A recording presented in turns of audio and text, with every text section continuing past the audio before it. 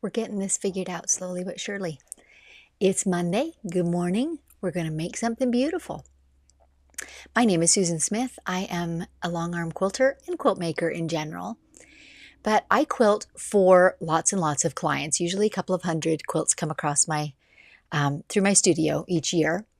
And throughout that process, I meet all kinds of quilts. And even among my own, I meet all kinds of quilts. And most of them that I'm quilting have some sort of challenge because we're always working with fabric, right? Which is not rigid. It's soft, it's flexible, it has some stretch.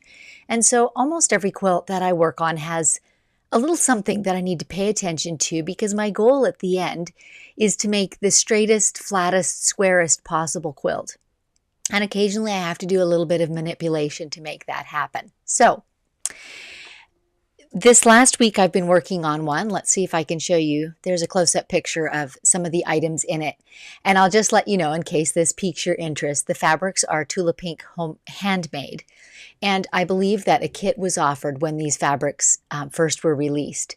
And my client made this quilt from that particular kit. So I think the fabrics are still readily available.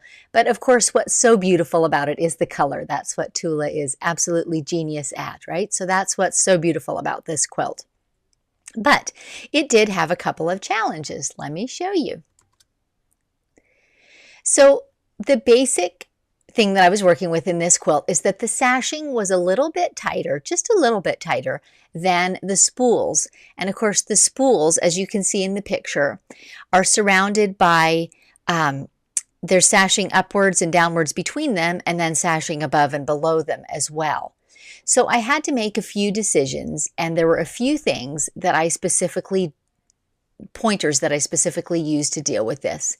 Number one is that I basted the quilt before I began quilting in any of the details. And that's a topic for a whole nother show, so I won't really go into it, but it keeps the entire quilt anchored, if you will, onto the backing so that it can't shift or move unexpectedly away from me.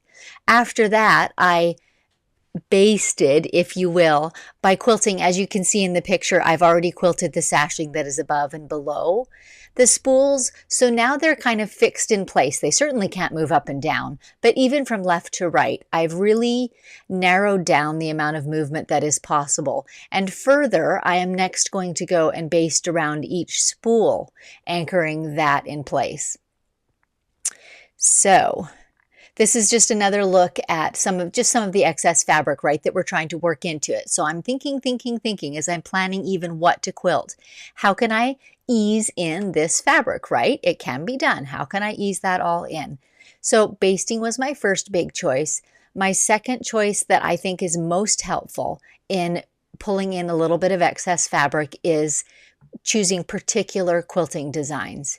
And those will always be something that have curves. There's something about going around a curve and swooping, around something S-shaped or round that eases in a little bit of excess fabric. I felt like if I tried to quilt straight across one of those spools, that I would end up with a little pleat on the side, right? And I didn't want that to happen. So that fix was just as easy as choosing an appropriate design that would not push fabric, but would pull it in as I'm going around the circle. One of the designs that I considered briefly, because I'm looking at spools, right? And so I thought, well, I want it to kind of look like thread wound on a spool. So one of the designs I considered was kind of a crazy eight. So you just go back and forth with a loop on each end, these overlapping eights. But I did think that that would push my tiny little lip of fabric and I would get a little pleat at the side of the spool. And also there were, I think 48 spools in this quilt. So I didn't also want to be fiddling with trying to make that not happen, right? 48 times. So the solution I felt was just to pick a design that would really lend itself to eating up that excess fabric. So here we go. Here's a look at the sashing in between. And in this picture, I've got the sashing that's vertical, up and down between the spools done as well. And it also had a little bit of excess in it, but that ribbon candy, as you can see, it's nothing but curves, right? And every time you go around one of those curves at either end, you pull in a little bit of extra fabric. So it was super easy to just get that sashing to all lay flat in there. Next picture, and here is a finished spool. So here you can see what I mean by curves. I did these S curves. I just started in the top corner and worked downwards. Basically that S shape from side to side. And every time I did the curved shape on either the left or the right of the spool, that would eat up just a little bit of fabric. And so that was super helpful in getting all my little bit of excess into that spool. Excuse me. I might need a sip of coffee. That's just a little too much talking. There we go. So you can see in this picture now, all that fabric has laid down beautifully flat in this spool, not a problem. And I have the curves to thank for that, quite honestly. Oh, we must have got our pictures out of order. Or, no, we did. Sorry about that. That's another picture of them undone. But here's a picture. Oh, I know why. See, I'm stumbling over myself. I was going to give you one more look at the spools that have not yet been quilted and how they looked, and then the quick transformation. So the ribbon candy between the spools, the S-curve shapes within the spools, all of those things were perfectly adequate to eat up that little bit of excess fabric and make it lay perfectly, perfectly flat. So here's another look a little further back with a few more beautiful colorful spools, and you can see my border on there as well. I chose to go quite geometric on the border as a bit of a contrast, right, to all those curves that are central in the quilt. And I'll give you one last look at the whole thing. There it is. Isn't that a beautiful quilt? Again, Tula's colors are always so wonderful. Such a gorgeous quilt. And Alice is the name of the lady who made it. She did a great job. So I hope that's been helpful for you.